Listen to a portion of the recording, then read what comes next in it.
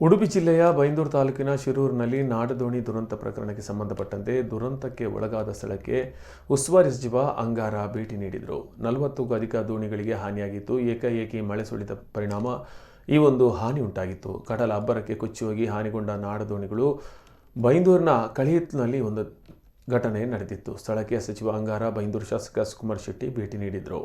ನಾಡದೋಣಿ ಮೀನುಗಾರಿಕಾ ಬೋಟ್ಗಳಿಗೆ 3 ಕೋಟಿ ಅಧಿಕ ನಷ್ಟ ಉಂಟಾಗಿದ್ದು ಪರಿಹಾರದ ಕುರಿತು ಸಮಾಲೋಚನೆ ನಡೆಸಿದ್ದಾರೆ.